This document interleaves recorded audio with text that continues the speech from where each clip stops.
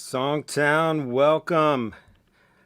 I'm seeing there's a lot of people on already. This is going to be a great night. We have a special treat because we not only have one great songwriter here tonight, but we've got two great songwriters that I'm going to bring up in honor of National Women's Month. We're also giving away a mentoring session with Marty Dotson later. She'll pop on for a second. But I'm just going to go ahead. If you don't know about Songtown, we help writers level up their writing skills. When you're ready, we'll hook you up with connecting you with industry. And that's what we're about. So we're going to go through a list of songs. Dana, my co-host, is here. Hey, super pumped for tonight. It's going to be a super fun night. We've got a whole list of songs to go through. The way it works is myself and my guest, we have not heard these songs before. The Songtown staff picked them out. Dana's going to play them one at a time. We're going to listen to a verse and a chorus, and we'll be able to see the lyric on the screen. You guys can follow along, and we're just going to comment. And the way I like to approach it, and I'm sure our guests have their own techniques, but I like to look at it when I'm listening down and going, okay, if I was in the writing room writing this song, what would I do? Where would I tweak this to step it up a little bit? So I treat it, I'm just going to tell you honestly, whatever comes to my heart and my head, I'm going to say it plainly and hold nothing back. So I'm just going to pretend I'm in the room writing it with you. I'm going to go, okay, you need to do this in the second verse. And my Songtown members that are here, they'll tell you that's the way we operate. So let me tell you, first I'm going to bring out Rebecca Lynn Howard. I first knew about Rebecca.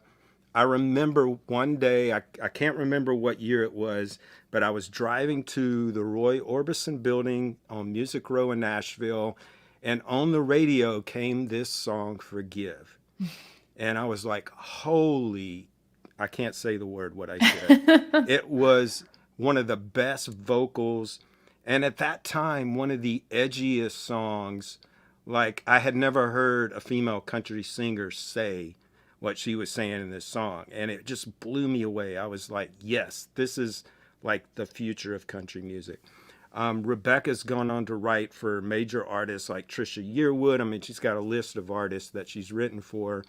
But I really love that she's a touring member for years with Steven Tyler's band. And she's a great musician as well as singer. She plays bass in his band. And so I'm going to bring her up. And then along with her, well, let's just bring her up first. She can say hello, and then we'll bring up our next guest, Rebecca. Hey. Hey. Did I get anything wrong? How are you guys? Good. Good. Did I get anything wrong about you? No. It was, Okay. I was blushing. Okay. Awesome. Next up, okay, you guys are in for a treat. The writer, Shelly Peiken, best known for #1 hits, What a Girl Wants, Come On Over Baby by Christina Aguilera, one of my all-time favorite songs, Bitch by Meredith Brooks. Just that song blew me away the first time I heard it. She's written for Brandy. She's written with or for the following: Britney Spears, The Pretenders, Keith Urban, Celine Dion, Cher, Reba McEntire, Miley Cyrus, Ed Sheeran, and Selena Gomez. I mean, this is just like some of the artists that she's worked with. So without further ado, let's bring up Shelly. Ta-da! I'm wrong. Where was I? All right. Nice to meet Hey you. there. We got a full house tonight. So let's just jump in, Dana. Play us a song. All And right. Let's see what. Wow, we're doing it. Okay. Doing the thing. And So if anyone sings a melody, this is Club SongTown. So we have this like secret game we play. So like if you see anybody, if somebody sings a melody, then you have to raise a glass. Or at in your least in your I do. feedback, if you're Yeah. referencing the song, you start to sing it. Okay. And I have my big ass water glass because I'm recording vocals. Got my now. hot tea. Yeah. I'm actually Dana, there goes our sponsor deal. You said big ass. All right. First up, we got Last First Kiss by Christina Meyer and Lorian Smith. Sometimes a kiss is just a kiss. Sometimes it's an epic miss. Then there's a kiss that just says hi, but shows little fire inside. I was sleepwalking through every day, babe, when our lips touched, everything changed. Don't think I'm ever gonna top this. Didn't want you to stop it. One touch from you I can't resist. I want you to be my last first kiss. One touch from you I can't resist. I want you to be my last first kiss. You made my mind stop thinking. Cool. Very cool. Very cool vibe. I'm just going to jump in first since our guests may be getting their sea legs on Club Songtown here. I liked it. To me, I felt like the sections needed a little bit more contrast between them. I felt like, especially the verse and the pre-chorus, it was like, okay, they're both starting around the same note, at the beginning of every lines, and then I never felt like I wish the chorus had just like don't think just something to like pick up the pace, because it was very chill and I like that, but I just felt like the melody somewhere needed to go like pick up the pace somewhere just to add a little bit more excitement to it. So that's my 2 cents. Yeah, I totally feel that. I just wrote down, like, I was even unsure where the chorus even started. Like, I didn't really know when I was Right. listening to the chorus, if that melody could really lift. But I loved the melody early on in the verse. Another thing that kind of like tweaked my ear a little bit was repeating the word kiss in the third line. I feel like there could be another, option for that. But yeah, that's pretty much like my main things. The biggest one was the melody, which I love how it started out, but I would just take the melody somewhere different, or even like an anti-chorus, where it kind of like opens up really like long notes even, Yeah. or, just some kind of contrast, like you said, Clay. I totally agree.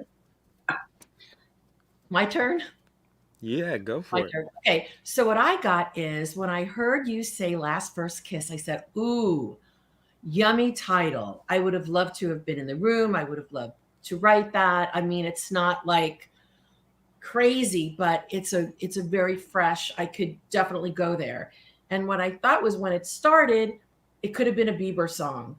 It's got, and that's a production thing, but the algorithms, I think right now are, we're being a slave to what else was a hit and what can I sound like? And it could have been a Bieber song.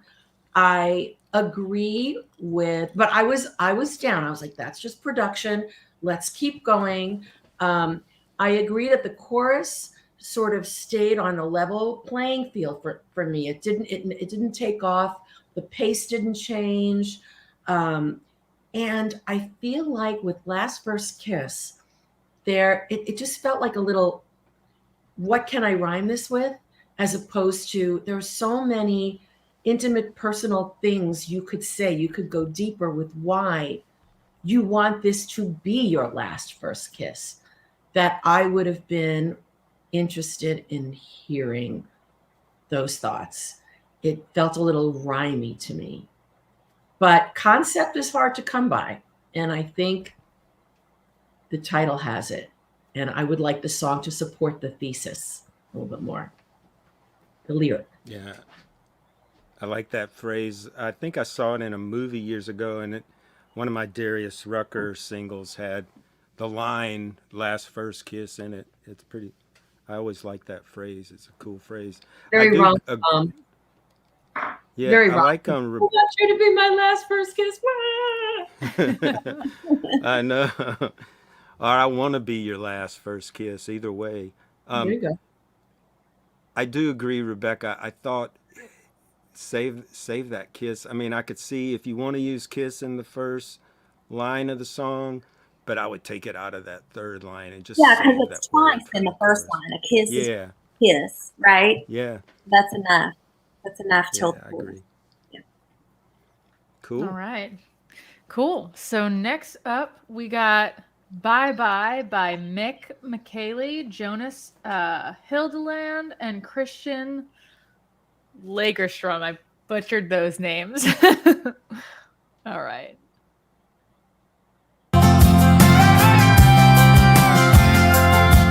Better quit while you're ahead, you told me. So wish me luck and all the rest. It's gonna work out for the best. Looking back at me and you, time for change is overdue. Leaving one thing left for me to do. What's in it for us to play a losing game? To circle the drain, wasting time away. Whatever it is, it ain't worth the while. Well, so long, bye bye. I'm not the one to fill your empty cup. No way around it, gotta do what I must. This is the way, never made to find. Well, so long, bye bye.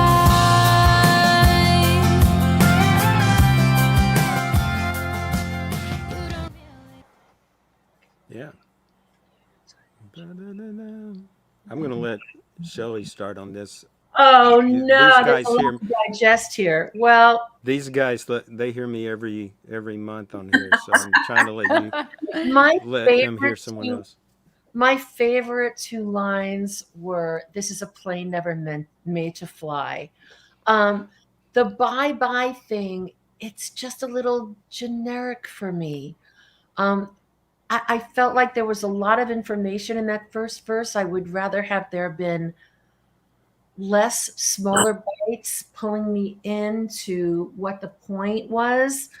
There was just a lot of words there.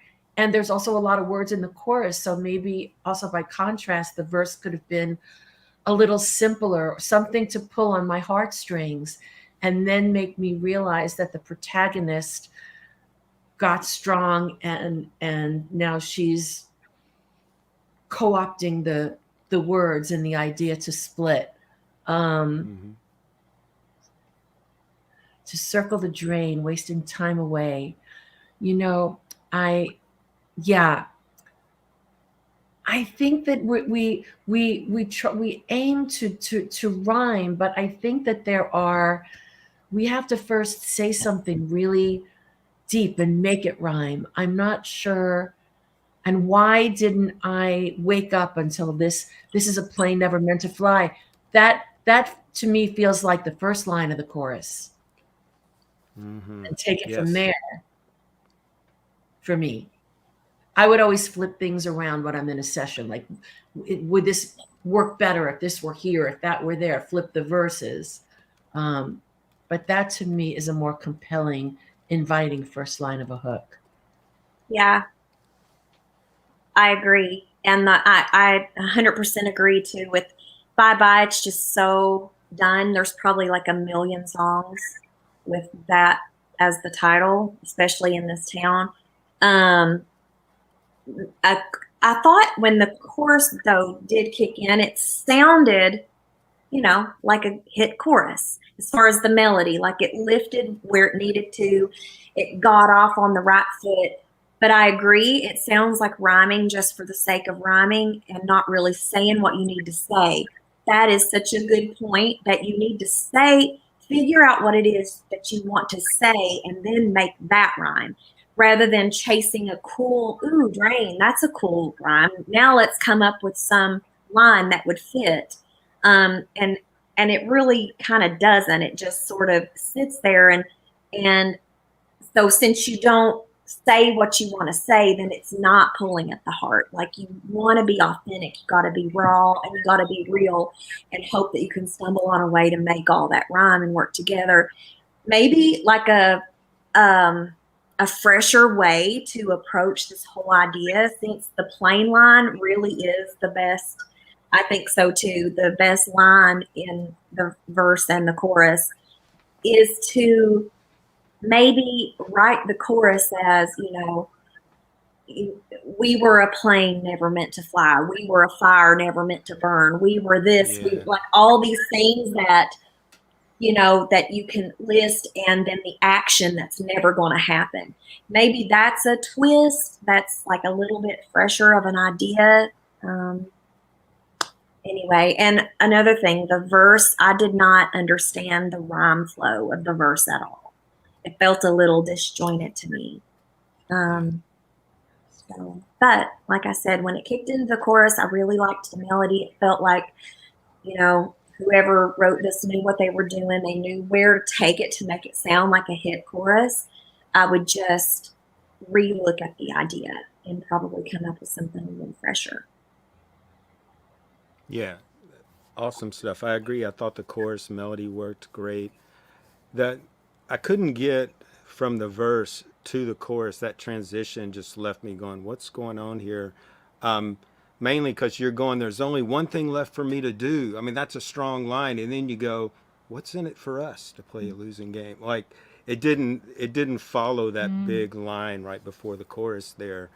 But I love the melody of the chorus, and I love the idea, Rebecca. That's a great idea, that we were a plane never meant to fly, fire never meant to burn.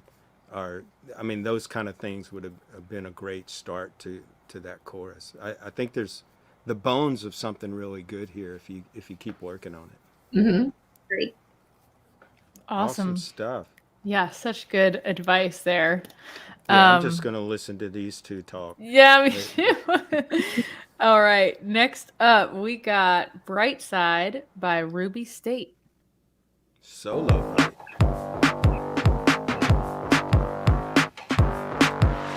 Gotta have a brand, have a killer brand. Something really big, something really grand. Keep their attention span. Really big, really grand. Gotta show yourself, gotta show you fly. When you're feeling low, when you're feeling high. Gotta feed the world and it's very dry.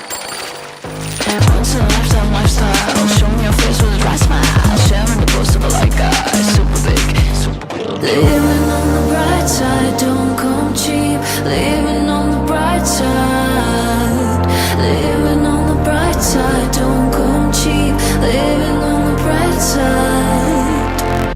Everything's moving so fast. Can keep up with the social media class. Trying to be cool, no more living in the past. And maybe I'm too old school for this cast. Tap back screen, tapped up it twice. Don't matter if it's what you like. I follow you for. Yeah, cool. Ruby State. Ruby, was that you singing if you're here? Cool. What'd you think, Rebecca? Really cool. There were like a couple things kind of right off the bat where I, might throw in a little, like the line, "Gotta feed the well when it's very dry."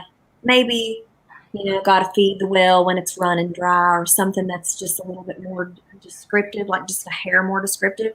But honestly, when the pre-chorus kicked in, I thought that was the chorus. Yeah.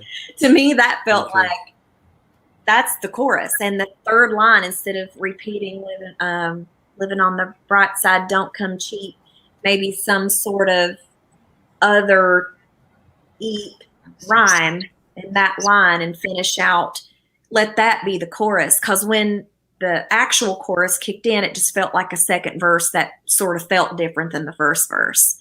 And plus, that's where your title's at, in the pre-chorus. So I would definitely call that the chorus for me. That's just me. Yeah. So I like the title. I love that somebody wrote a song by themselves. One in the room. It still happens. I love that. I was like, whoa. Like, it didn't feel like I'm going to emulate Taylor Swift. I'm going to mimic Selena Gomez. I mean, it just felt fresh to me. Yeah. So when if Ruby were here, I'd say, are you being cynical about social media, which is something we can all relate to. Me, myself, my Facebook page was hacked 3 weeks ago. I still don't have it under control, but I'm on it. So if that's the case, I was sort of going there, and then you lost me as to what your point was. If you had said, when you're feeling low, pretend you're high, then I'd be like, I'm still on that ride. We've got to show the world what we want them to believe our life is. And that is a super great concept for a song. I agree with Rebecca. There were a lot of sections, and I thought I was at the chorus when I wasn't there yet. Small problem when you have a really good concept and a fresh sound. I would sit down with yourself and say, what is my point? I know I'm trying to say stuff about social media. Now shrink it and sharpen the focus and write about and tell me and make sure I understand the thing that it is you want me to know about that. The one thing about it that you're trying to say. Also, when I see grand and then I see grand again, and I see grand for a third time, somebody said this on TV the other day and I wrote it down. Overuse of a word diminishes its power. Yeah. Unless it's a hook that you mean to repeat because you want it to be an earworm. If you use a word all over the place and there's something, the English language is filled with millions of beautiful words. So I'd say find another, but I think that this is a great start. Woke me up. Yeah, it almost, I mean, I've heard some similar stuff that felt like this coming on like for TV shows, you know, so it might have possibility for some syncability because it just has that in your face vibe with this distorted vocals. And I've seen several shows that use that kind of stuff. And if the chorus was living on the bright side, then that's a little easier for sync to digest for a chorus. But I agree too. I mean, the point of it, I was trying to figure out, and then the chorus ended with, well, maybe I'm just too old school for this cast. I kind of feel like I couldn't tell if you wanted me to feel positive, like I'm on the bright side, or kind of, I didn't know how to feel was basically. You know, I think what Shelly was saying, shrink it down and to that meaning and get that clear, and then it'll all come together at that point. Really good. It's almost like for me, and sorry to interject again, like I don't even know if that chorus even needs to be there, period. Like to me, it's really not saying anything except social media. And I feel like you don't have to say social media because I get it. You know, in the branding and tap the screen, tap it twice. You know, we know what all that means, and we know we're talking about social media. So it may even be a part of the song that could be chucked all together, you know, just something to consider. Like editing is really important, especially, you know, when you're doing what Shelly suggests and you're shrinking it down. Just cut off the fat. If it doesn't really say anything important, get rid of it. Because everything else up to that point I thought was really cool. You know, with the exception of, you know, fixing the grands and just maybe elaborating on a little bit more detail in some lines. But yeah, I would look at maybe just getting rid of that chorus altogether. Agree.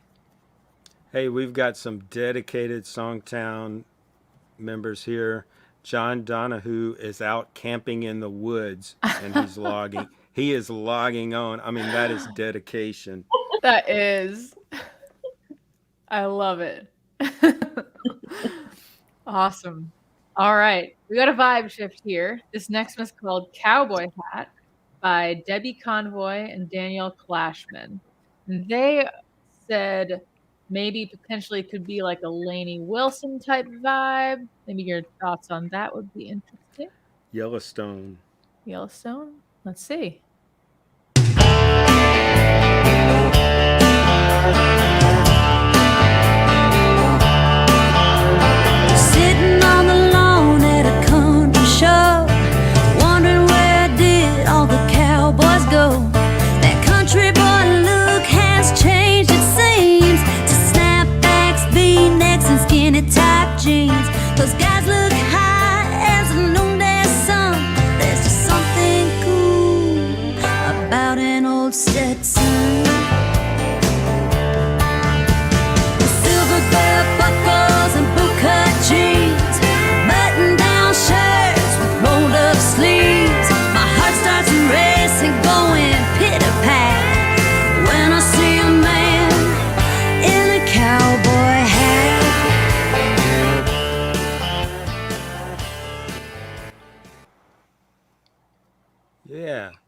You kind of, I was kind of following along the verse melodically, and it was all working. To me, just looking at, you've got one, two, three, see, six, 10 lines in a row where every line starts pretty much on the downbeat or one little pickup note before the downbeat. And I think today songs are really drastically different between sections. Like if your verse lines are starting on the downbeat, then you need a big wind up before the chorus or something to kind of set that apart. Plus your chorus felt like it went down. And these kind of traditional songs, that they don't normally do that, where the chorus feels like the energy goes down. I mean, I would jack that melody up in the chorus for this kind of song and do a big wind up. I know you had the words there, but maybe like on that first line of the chorus, put belt buckles on the downbeat and let, give me that silver belt buckles and boot up things. Just something to go, okay, now we're in the chorus and we're contrasting every line of that verse where we came in. Yeah, I'm going to leave that to Clay and talk about the words. Sitting on the lawn at a country show. Maybe country could be an actual artist because you've got country coming up later. Wondering, where did all the cowboys go? The country boy look has changed. They're wearing something different and I don't recognize them. So who is looking so hot as the noonday sun? That confused me. Like they changed the way they look. So who is looking so hot? Is it the old cowboy you used to know? There's just something cool about an old Stetson. And so there's a pause there before the old Stetson. And there's also a pause in the chorus before Cowboy Hat. So it's sort of the same trick in each section. Then the chorus says, now you're describing the way a cowboy dresses. Give me silver belt buckles and bootcut jeans, button-down shirts and rolled-up sleeves. My heart starts racing. It goes pitter-pat when I see a man in a cowboy hat. Gosh, that alone, I understand what you're saying. It almost feels like that's a verse. And then where did all the cowboys go? Where all the cowboys go? The fashion changed or something. It didn't quite pay off for me because I think maybe you introduced Stetson too soon. And so when we get to Cowboy Hat, it's not a big reveal. Yeah. I think it's. Are you saying, Shelly, that some of that chorus feels like verse stuff, and then some of the verse feels like it could be flipped over to the chorus? I think I don't care so much about the verse because it was confusing to me. Maybe that chorus is the chorus, and with a different verse, it would pay off. But Cowboy Hat, I don't know. It's more like when I see a cowboy. It's not just the hat, it's the whole situation. I think it's a good idea.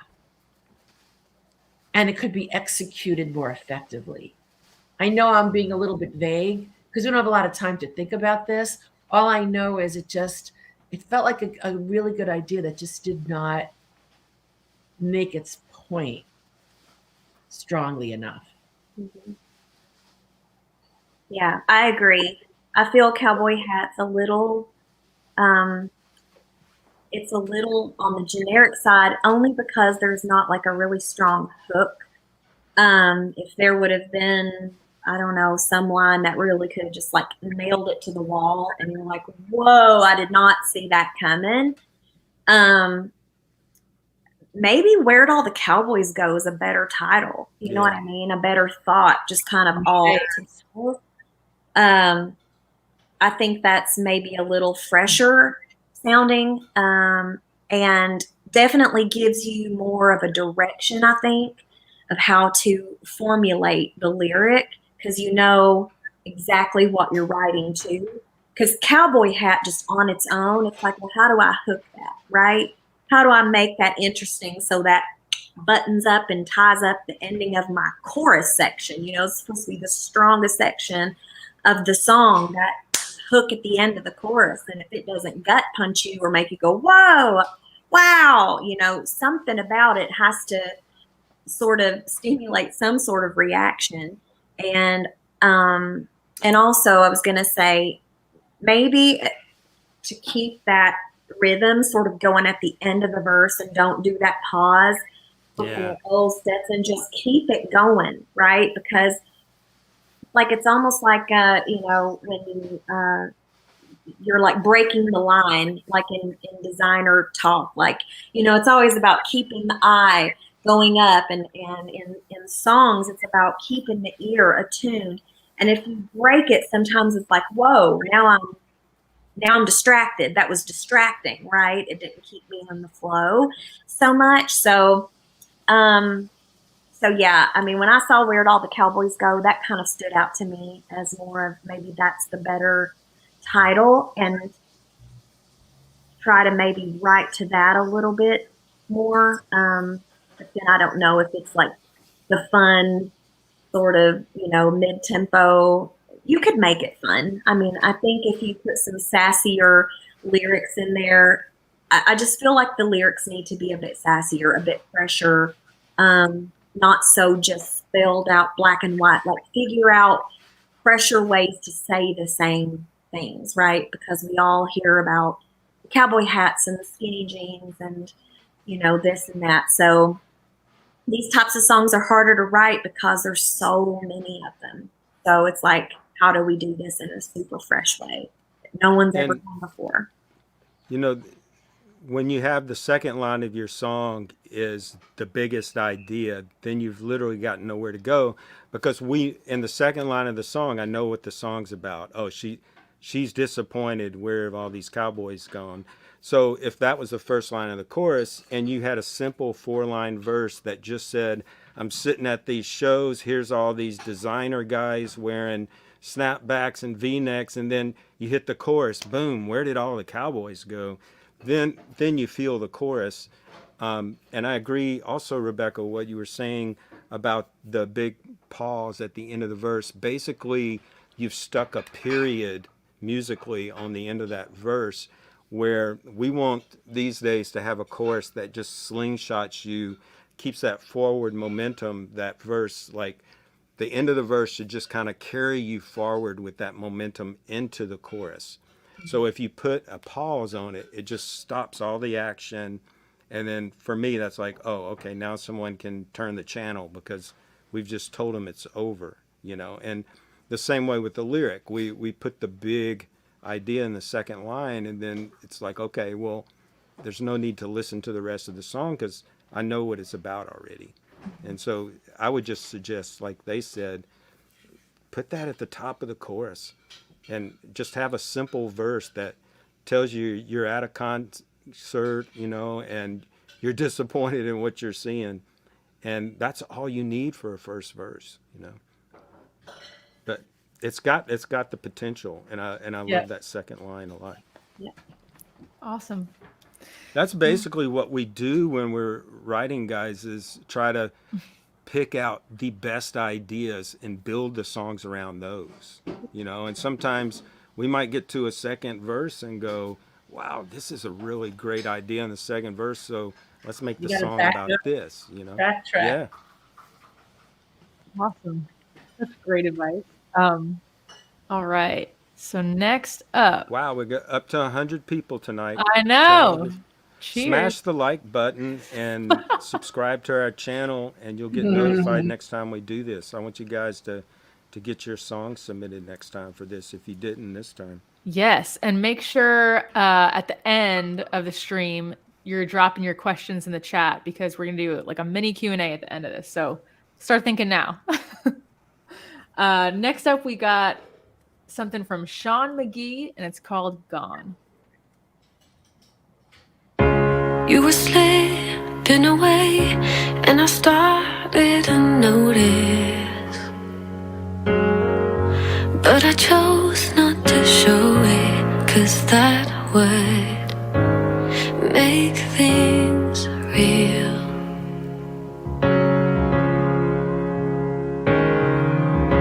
Just a few weeks ago, all of your friends were my friends. They didn't need to take sides when you left. I miss them too. So tell me the last time you spent the night. Did you already know you'd go? So you fell out of love, but you can't explain how. Who knew that breaking up would cause me to break down? I told my parents you were the one. Now you're gone, gone, gone, gone. You're gone. I cried the day you left, and every day since. Tell me how long before you find my replacement. You said forever, always and on, but you're gone, gone, gone, gone. You're gone. Wow.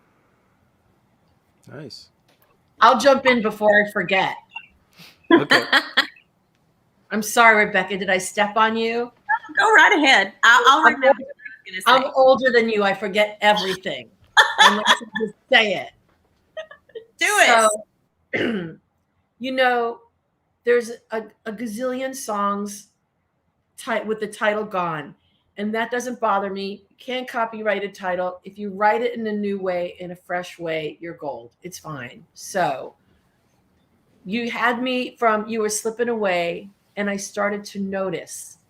I wanted, but I chose not to show it. To come in, there was like a little bit, I was like, oh, don't wait to give me that next line. There was a little too much space before that. And I think, you know, you only got like a few seconds to grab them. And then, because that would make things real. It's like, just a few weeks ago, all of your friends were my friends. They didn't need to take sides when, yes, you left. I miss them too. Well, if they were my friends, why do you miss them? They should still be your friends. So I think you got some really great ingredients. And then the next line doesn't keep going. Now, the pre-chorus to me, this is where I went if I was in the room.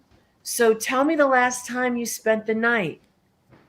Did you know you were already gone? Yeah. Tell me the last time we bop. Did you know you were already gone? That to me is killer. You were with me, we were sleeping together, and you knew we were going to break up. The chorus to me didn't do anything. I thought, you know, I liked, tell me how long before you find my replacement. You said what did that rhyme with? How long before you find my replacement? You said forever on and on. What did that rhyme with? I liked that line, and I thought that's kind of like a bridge to me, although we're not getting as far as bridges. Like, you know, take a detour in the passion and the anger. But I think you made your point in that pre-chorus, and to me, that would have been a stronger payoff. Were you with me and you already knew it was over? Yeah, I definitely felt that. Like, I thought, so tell me and then I was hoping you were gonna jump up on last time, and this was gonna be the chorus, and you know, and when I got to the chorus, it didn't feel musically like it just went anywhere. So I agree. I thought you can make more out of that pre-chorus section to really make that. Like, idea tell pop. me the last time you spent the night. Did you know I wasn't what you want? Tell me the last time you spent. Did you already know You Were Already Gone. I mean, there's Yeah. Oh, that's yeah. it. I got chill Rebecca, what bumps. you got? Yeah. I was gonna say pretty much the same thing. Like, ditch the pre-chorus idea as far as just the idea of having a pre-chorus. Take the information in the pre-chorus, put that in the chorus. Make that the chorus, because it's a much bigger payoff. Like Shelly said, to have that. Did you already know that you were already gone? You know, that's more of a gut. Oh my God, like I feel that in my gut kind of thing. And the verses agreed that those last couple lines of each stanza kind of took a little too long to get there. Now, I will say this. Your voice is completely mesmerizing. Beautiful, beautiful, beautiful. Like, I almost don't even care that some of the lyrics need tweaking because your voice is so beautiful. But it's not just about the beautiful voice. If you tweak this song, you could really have something special here because your voice is amazing. And this could be a really cool, like, did you already know that you were already gone? Already Gone might be a better title instead of Gone, or Did You Already Know, or just, maybe just something so some people don't go, oh, Gone, I've seen that a million times or whatever. But like she said, you can't really copyright a title that doesn't matter as much as did you hook it right at the end of the chorus. So Kelly Clarkson had a song called Already Gone, but this would be, Kelly's song was I'm Already Gone. Right. So this is coming from a whole different angle where you already know. Do we know that the Sean that wrote this is the person who sang the song? We No, I don't know. They're saying it has Sean, if you're here, let us know. Well, And there's also, I'm old enough to remember the Eagles, one of their first hits Already was Gone. Already Gone. Walsey. It's already gone. And I'm feeling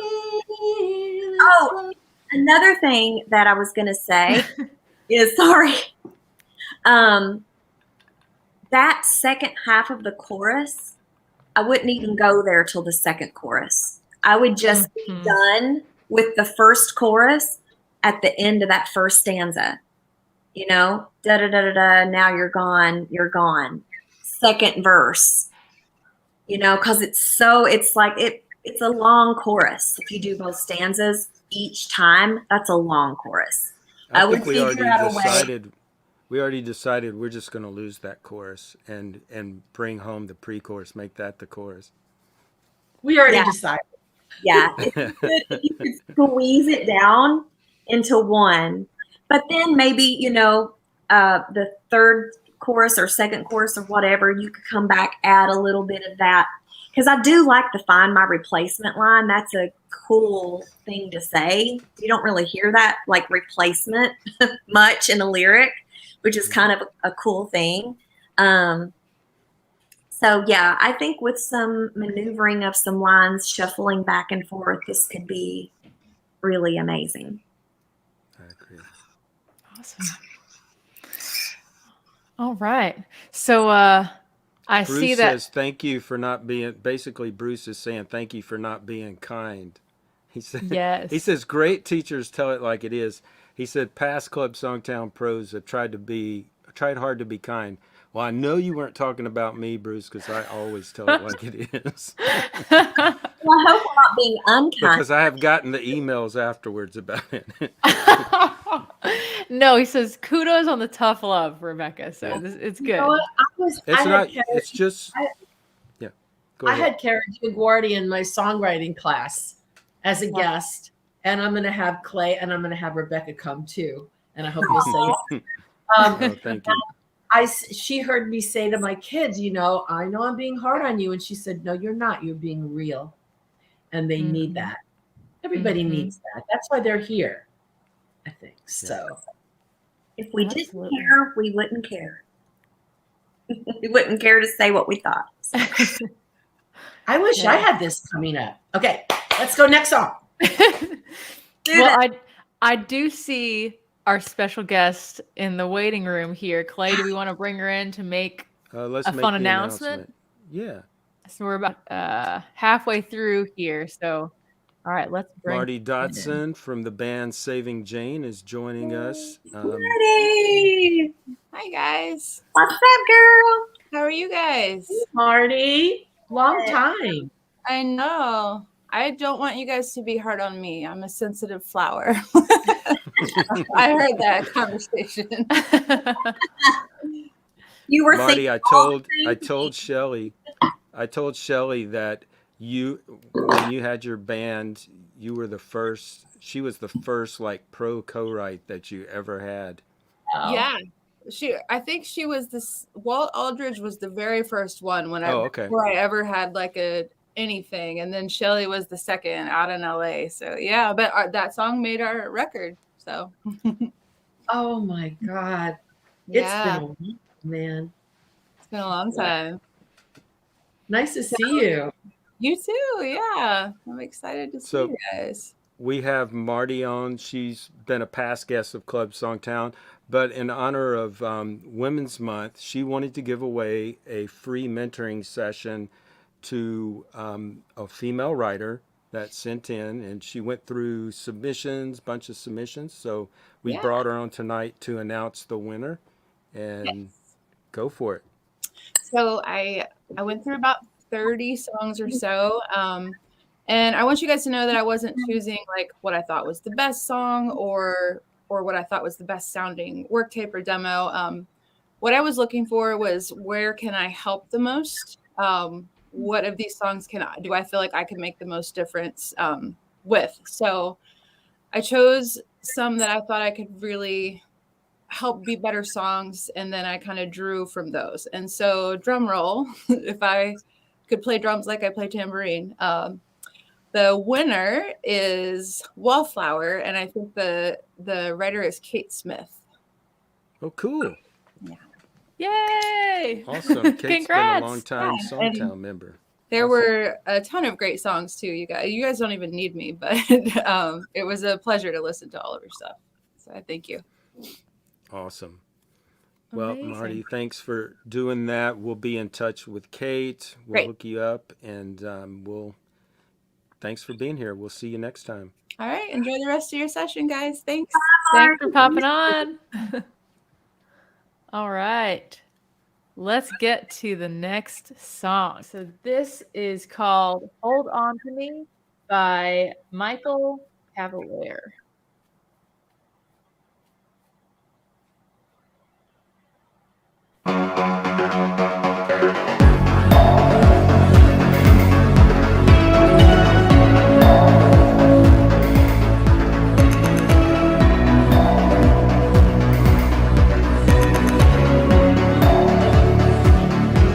I'm walking on a thin line, and I can't look down.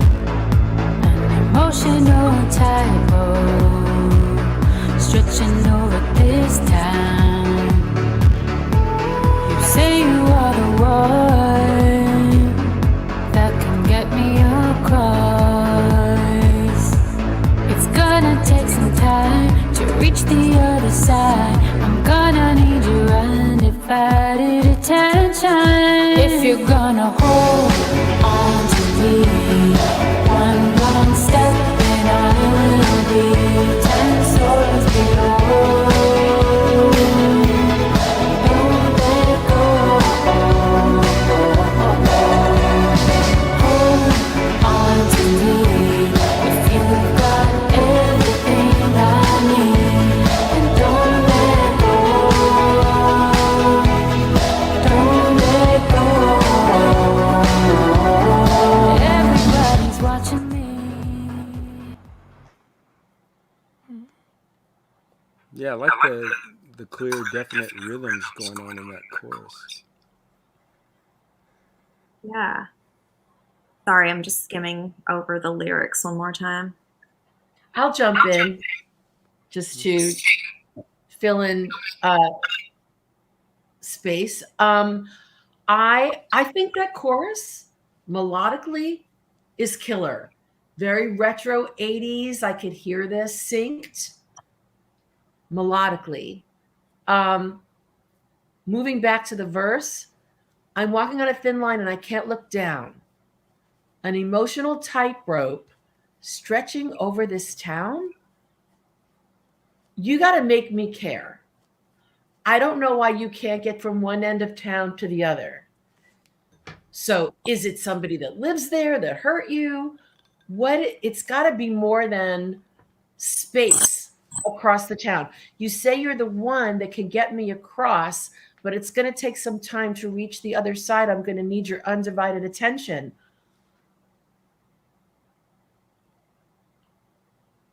You got to make me care. Somebody's trying to get you across town. I don't know what happened. And there's nothing in there that goes, okay, I want to know more about this story. Hold on to me one wrong step and I will be 10 stories below. What does that mean? You're going to fall and and squash yourself on the pavement. Don't let go. Hold on to me. If you got everything I need, then don't let go. Feels a little trite, but I'll tell you what, that chorus, I think, shape-wise, chord progression, phrasing is money. Melodically. That's what I got. Agreed. Yeah. Wholeheartedly. Kind of listening on the way down, I was like, I'm going to need your undivided attention. If you're going to hold on to me one wrong step and I'll be 10 stories below. And I'm going, what's the incentive for anyone to hold on to you? You know what I mean? Like, why would anybody want to do that? And this fallen 10 stories below, like, why would they care that much? Like Shelly said, why do they care? Make us care.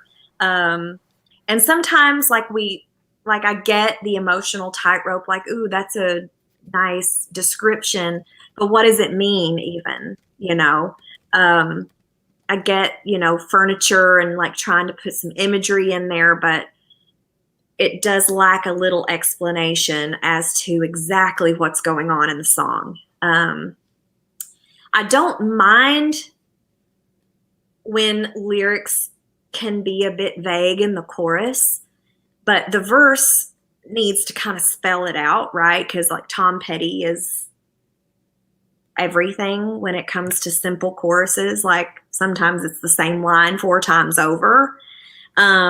If it's the right line, give it to me 10 times over. Like I'm not like knocking the hold on to me, the things that sound kind of overdone, because I agree with Shelly. The melody is fire.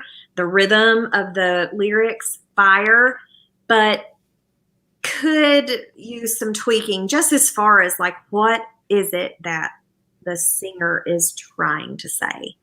Maybe nail that down a bit more. I know that Clay and Marty a lot of times in their classes will talk about kind of blueprinting the song. So get a really good sense of exactly what you want to say in the first verse and say it. Exactly what you want the chorus to say and say it, and follow your blueprint. Like make sure you're always referring back to, am I saying exactly what I want to say? Right? Because we get lost in our own lyrics and we know what they mean because we feel what we feel when we're writing them. But at the end of the day, if no one understands it and they need a pamphlet to understand the song, then it's not right. You've got to go back to the drawing board. But the positives, there's some really cool melody stuff and it's got a lot of potential. So I would just really get more of a sense of exactly in each section what you want to say and stick to that and drive it home. Yeah, I can't disagree with any of that or add much that you haven't said, but I do think in that verse, it does feel a little cliche. I think if you think about who you're talking to and how you would say it to them, because I'm not buying that you would be telling someone I'm an emotional tightrope stretching all over this town. I don't know. It just doesn't feel like conversation that you would have with someone. So I think if you approach it from that, like, what are you trying to say and who are you trying to say it to? And then, am I really going to say these words to that person? I think that would kind of clear things up. All right. Awesome. Great notes. This next one is called F Word, and we're not going to lose our sponsor, Clay. Don't worry. It's by Jesse Slack, Claire Bunnick, and Colin Black. Some good writers. I'm setting them up. Don't let me All down, right. guys.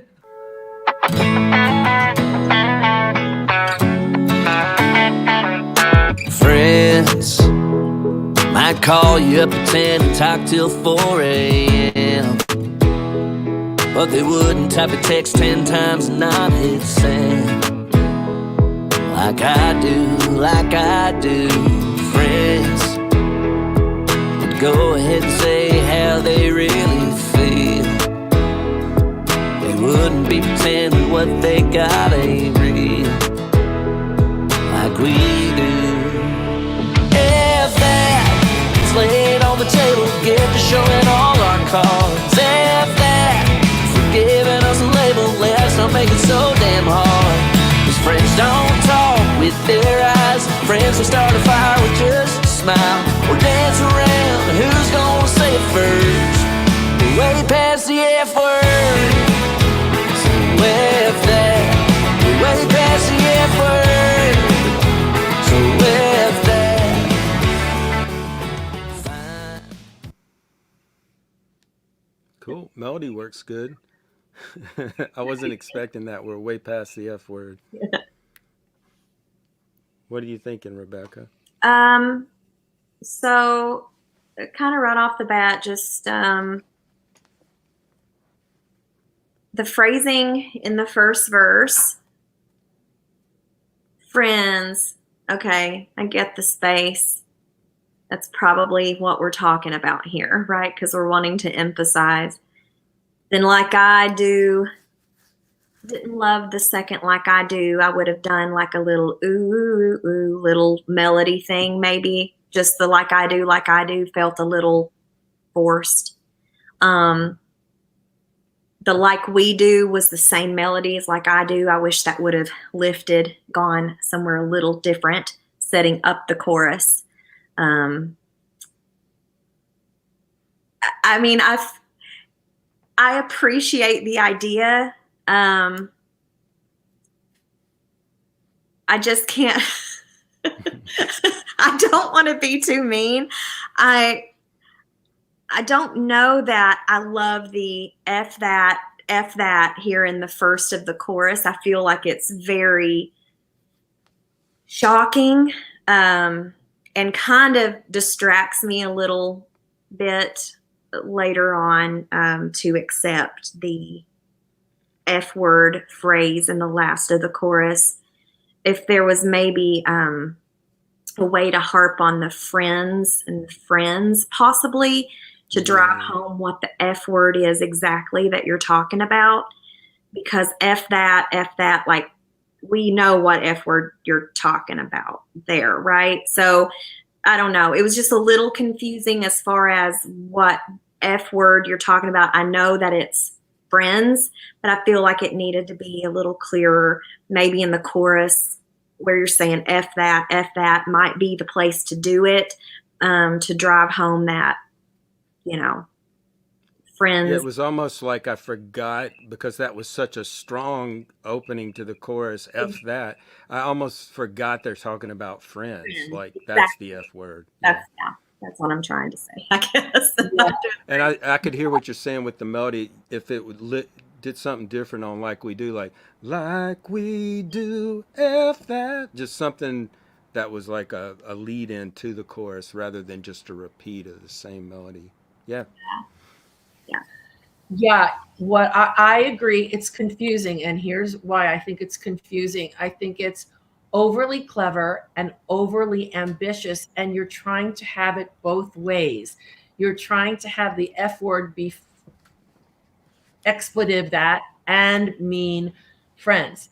You're covering too much ground, and especially after A, B, C, D, E, F, U, if you're going to come with a F word centric song, it better be better than that. it better be as good as. So when I see friends might not call you up at 10 and talk till 4 a.m.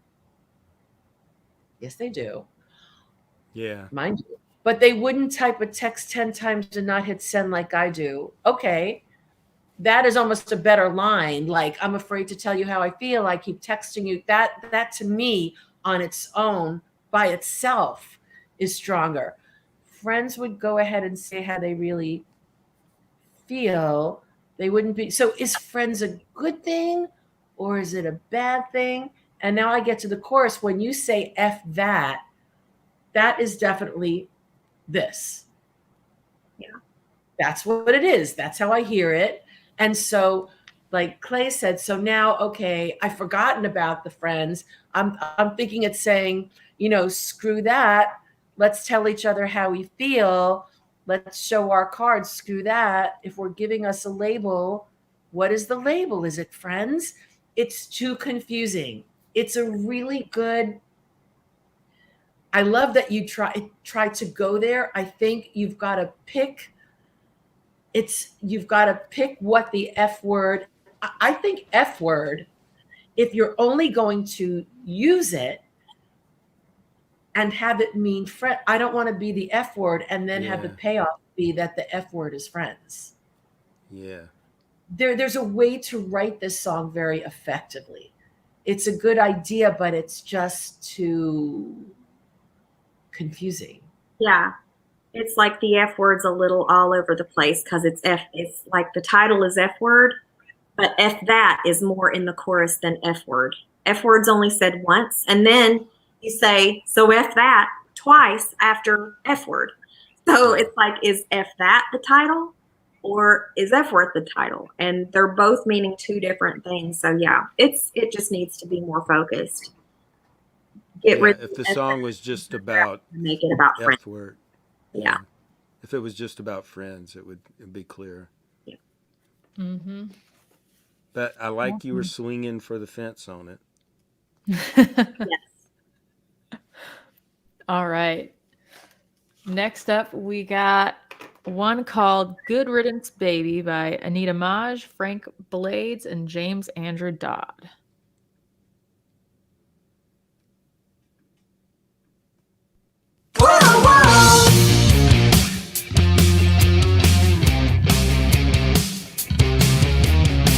Started out with a tender kiss. Never thought it would come to this. As I fell for all your lies, you drained the color from my life. I knew that there was something lost inside. Too wrapped up in you to recognize the day you said goodbye. Found my silver lining. No tears left to cry. Found my silver lining. I got my whole life ahead of me. Now the young good is dead to me. Thanks to you, I'm finally free to be me. Good riddance, baby.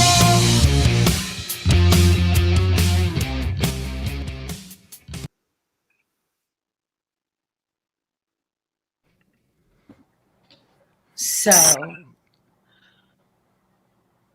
I love that there's a rock song, a new Yes. Pat Benatar-ish kind of thing. I mean, I love that someone's going there. It started with a tender kiss. Never thought it would come to this. Come to what? And what is your silver lining? And I need to know. It happened so quick. You were a jerk, and now I'm great. What happened in between? Where did you get your power? Now, I have like the beginning of the story and the end, but all the nutritious stuff that made it easy to say goodbye isn't there. What happened?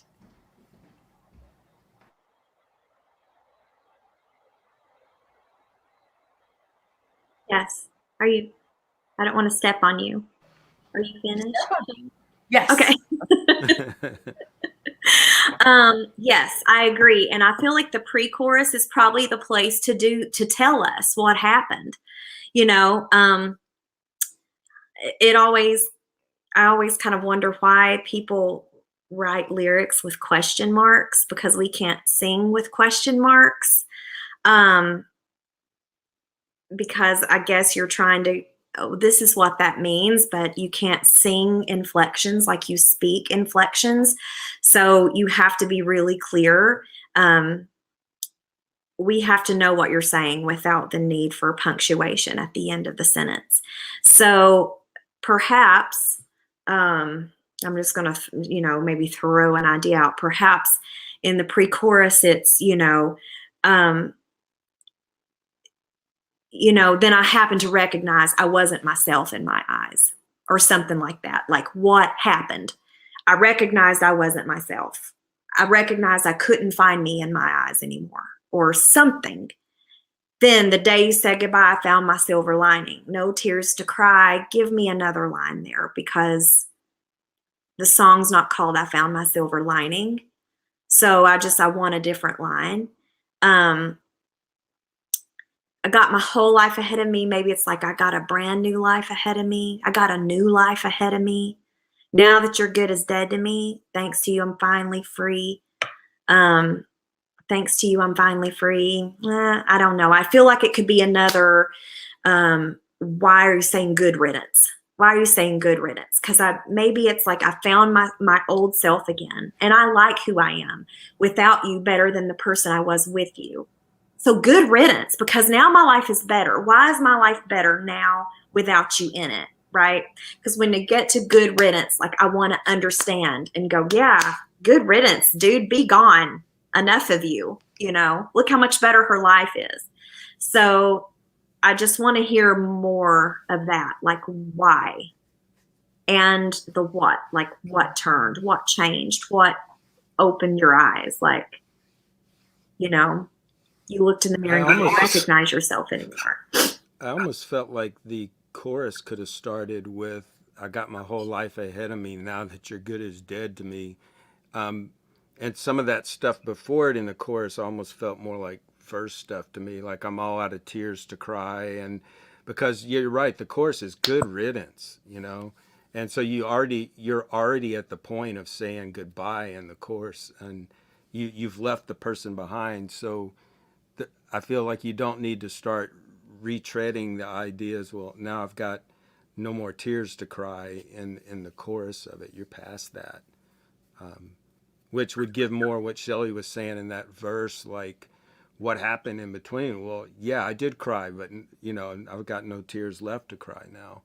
Yeah. But I did think, though, it was clever. Got my whole life ahead of me now that you're good as dead to me. Yeah, I really like that line too. Awesome. And I love the verse melody. I felt like the chorus melody, I wanted it just to hit harder at the top of that chorus. I didn't feel like it took off enough, but I love the verse and the pre-chorus melody. I thought that was really good. Yeah. Cool. And in the comments, John is saying, I love how concise this advice is. Awesome. That's what we do. We write concisely and we give concise advice. All right. Next up, we got Good Enough by Steve Huff.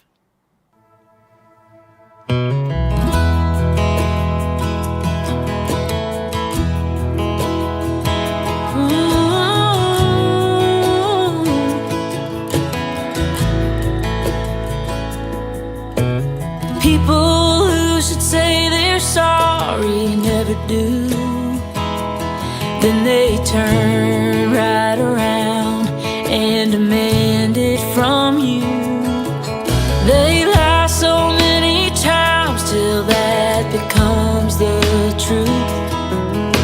And no one around ever asks for any proof. Then they flame you and blame you and shame you into keeping your mouth shut and say you're not good enough. But I'm good enough for God, and I'm good enough for Mama.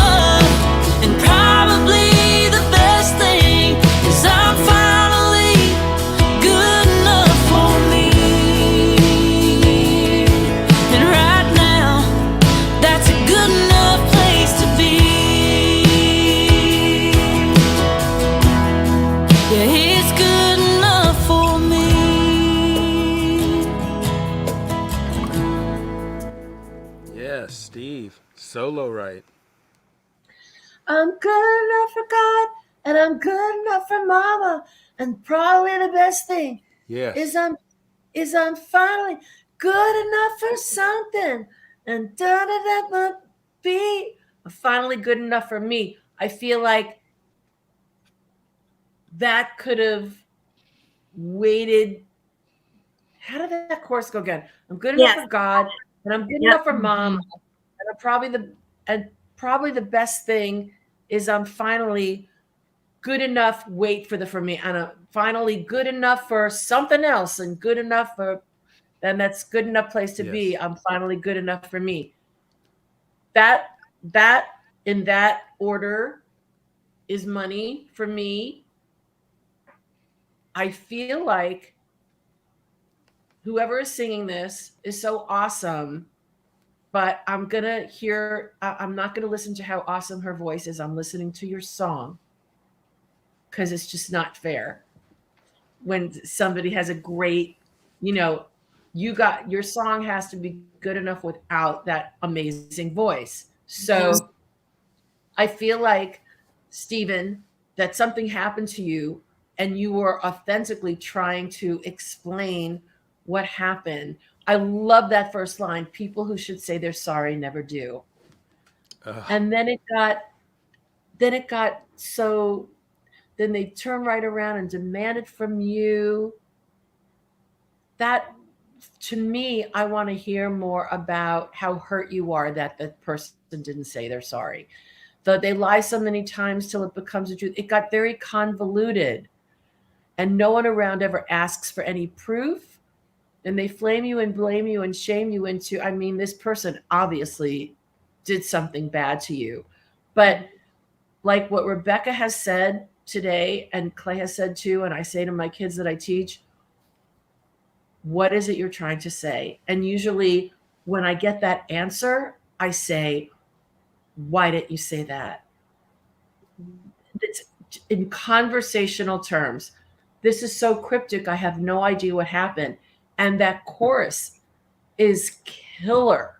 Like, I don't have to prove myself to you, and you are the person who wronged me. And that's a beautiful first line. The first line and the hook are so money to me. I think we And all then felt. you get really more what happened. I think we all felt that it needed to save good enough for me till the very end. Yes. And it came, just keep us waiting, and then boom, payoff at the very end. And that would have been, but I was like, good enough for God, and I'm good enough for Mama. I was like, oh, that's just So good. country good. gold right there. So good. Yeah. And you've got the lyrics right there. They just need to be flipped around. That's a good enough place Yes. to be. Yeah, it's good enough for me. Then you've got, like Shelly said, a couple, if you could, it's almost like taking that first half and doing it again before the hook, right? It just ended, felt just like it was a little too short. But the first verse, I love how it started out too. I agree. It sort of kind of went off the road a little bit, and it doesn't feel personal from the second line on. And the chorus is so personal. I'm good enough for me. Well, then tell us what happened to you in that first verse. How is this affecting you, rather than a generalized, people who say they're sorry never do, and then they blame you, and then they do this to you. And no, I want to hear what they did to you, not to everyone else. Like, in generally speaking, tell us your story, right? So I feel keeping it personal all throughout those sections really will make that impactful when you get to the hook, even more so than it already is. I mean, that chorus is really strong on its own. I just want the verse and the pre-chorus to support the personal flavor of the chorus. Yeah, so much good possibilities here. The comments before were that our commentary, our advice is so concise. And to me, that's what's going to make you a great writer, is learning to say things. And I just pulled up this song. I don't want to embarrass Shelly, but listen to how concise this is. I'm a bitch. I'm a lover. I'm a child. I'm a mother. I'm a sinner. I'm a saint. And I do not feel ashamed. I'm your hell. I'm your dream. I'm nothing in between. You know you wouldn't want it any other way. I mean, that gives me chill bumps. It's so simple, but says so freaking much. So good. And that's the power. That's the Thank you. power of being concise with your words, and every syllable being on point. And that's what we're Nutrition. trying to do, is keep trimming the fat, keep boiling it down to just the essence of what you want to say. Yeah. And I mean, Shelly set a bar there. That's very, very high. I mean, it's so killer. I mean, that song just gives me chill bumps every time I read the words. It's just, Thank you. it's real. Thank you. And So, this song has that potential. Like if you look Yes. at the chorus lyrics, very concise. I'm good enough for God. I'm good enough for Mama. I'm probably Oh, and yes. this thing is I'm finally done and good enough for blah, and that's good enough place to be. Yeah, it's Right. good enough for me. Right. It's very concise. So just do that, like we said, just do that all the way through. You know, unfortunately, we don't have all the time in the world when we write songs, right? So we have to be very concise, and every word should matter. You know, if you're just throwing it in for filler, think on it. Like, think on it until you can get every just that doesn't need to be there, because, like, all those things, like, you know, an and or a but can change the whole meaning of the line, right? So every word matters. Think about Right. it. Like, just, you know, we don't have the luxury of writing a novel. You know, we got to get everything we want to say in just a few short lines. Yeah. My Okay. thought was, you just got to find two more things as strong as God and Mama to be good enough for. And I thought, good luck finding two things. You know what? Every time when I'm in a session and I go, what are we going to say instead of that? Oh, I'll never. It's out there. It's out there. And it might be quirky in a different way, you know? Got to find them. So good. Oh my God. So we've got a few minutes left to take some questions. We've got about 10 minutes. This is your chance to ask some really big songwriting brains here. They're like huge on my screen. They're like throbbing. They're so big. So let's see what we got here. Dana, do we have any questions yet? I see that one came in from Doug, and he wants to know, are metaphors going away? Katy Perry seemed to have songs that were just constant metaphors. Any thoughts on the current trend?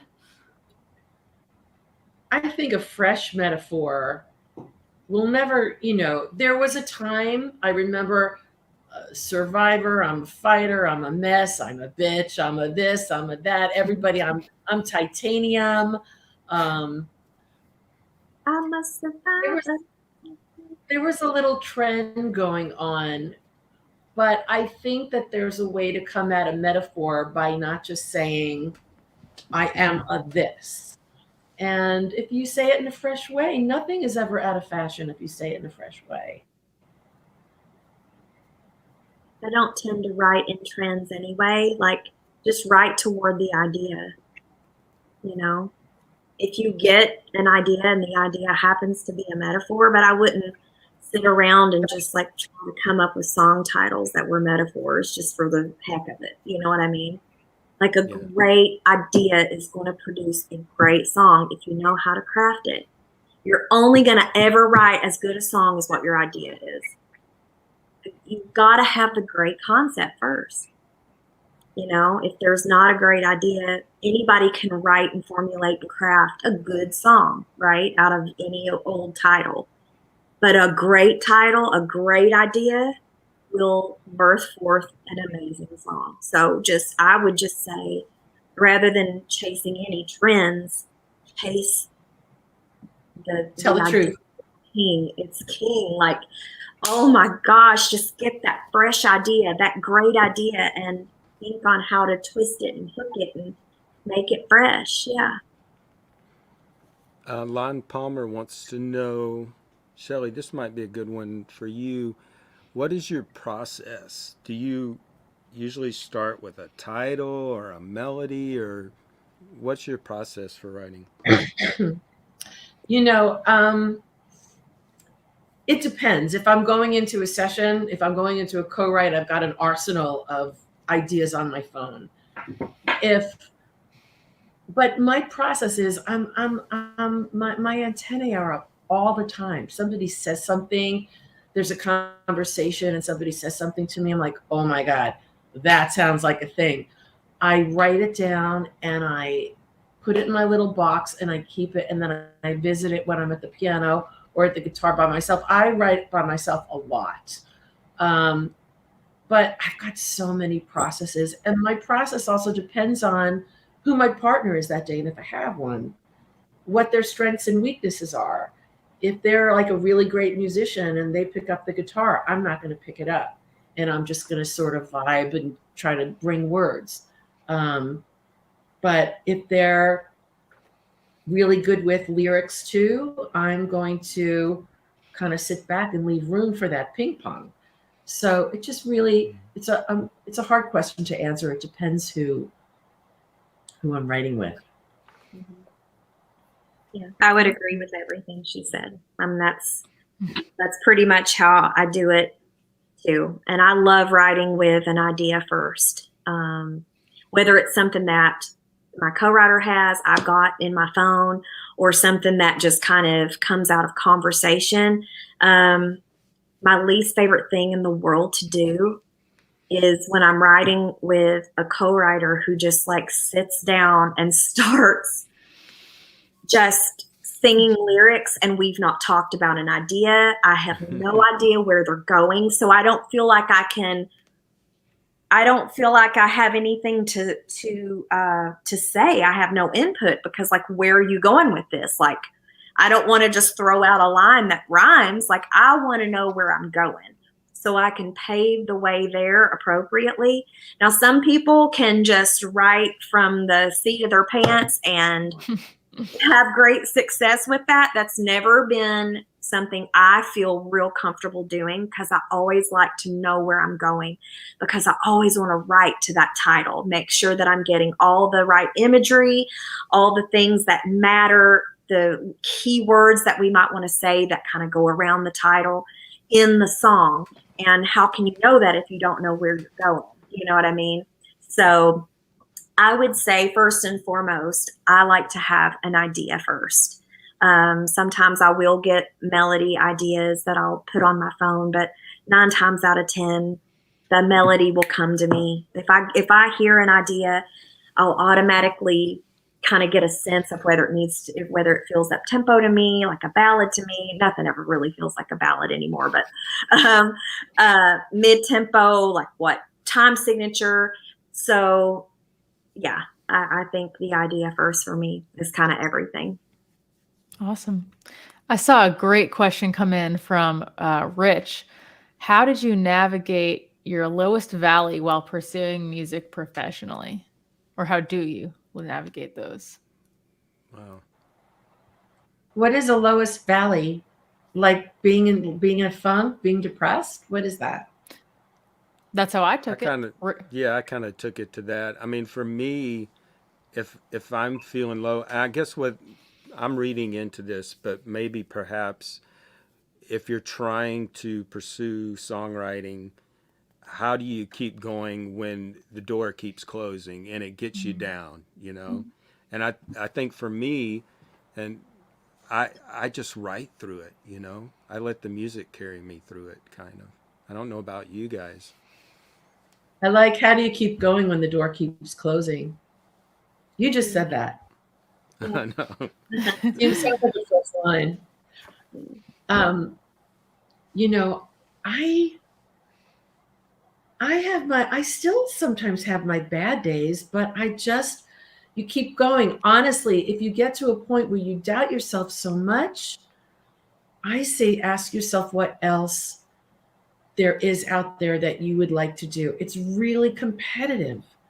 And if you can't write your way through it, I mean, you need to have the power to write your way through it, because there's still rejection. There's still people that don't call back, it goes on forever. So you got to have, I think, the skin, to be honest, to do it. And you have to feel like there's no choice. This is what I want to do. So that's something to think about. Yeah, people don't realize even at our, even after you've had hit songs, you'll still have people that won't call you back. Like there's this misconception, oh, you wrote a hit, so now it's easy for you because people call you back. But that's not always the case. There's people are people, and people are in their own groups, and it's hard to break out of those groups and reach out to other people. So yeah, that never really goes away. Yeah. I think that for me, and Lord knows, I mean, I've been in the business a long time, but like I moved here and made my first record in 1997, and it was, I would say 90% of my career has been rejection, has been, if I would have let myself, would have been an emotional roller coaster. But personally, and this is just speaking from, my personal experience and my personality, I feel, probably helps support this. Not everyone is like me, but I tend to let things roll off my back pretty easily, because I don't put my self-worth in, how many songs I get cut, or all I have control over is what I can do in that writing room that day. And if I live up to that and do the best that I can do, then I'm happy. And I just know that if it's meant to be, the song will find a place. So I am a little misoptimistic, and I drive people crazy sometimes. Like, yeah, but you're not being a realist. And it's like, well, no, I'm just trying to attract what I want to attract. So I tend not to let myself get into muddy grubs, because I want to stay in the light. I want to stay in a positive place, because if, I've gone through bouts of depression early on, like in my 20s, just really not from suffering rejection. It was more of a clinical thing. Just, I was down. Don't know why. That's even worse when you don't know why. You're like, my life is great. I don't know why I'm depressed. But even then, I didn't really go, well, this business isn't for me. I think attitude is so much of it, because for me, like, if I let myself go there, it kind of like blocks my creativity. It's like something that should flow. And I feel like if I'm getting in a dark space, that conduit kind of closes off a little bit for me. So I tend to go, okay, what do I have control over? I know how to write this song, and I will do it to the best of my ability today. That's it. That's all I have control over. And so if you do that, I feel like you'll just stay in a better headspace, and you'll just keep writing better songs. And your best songs are not behind you. Your best songs are ahead of you. So just keep writing. I love that. All right. Awesome. Well, that concludes our show for this evening. We're so glad we've had this time together. Thank you both for being here. We really appreciate it. Everyone learned so much. I could tell by all the comments that everyone really got a lot out of this 90 minutes. So thank you. And guys, we'll see you. We do this once a month. We'll be back next month with another guest. Hit the notification bell.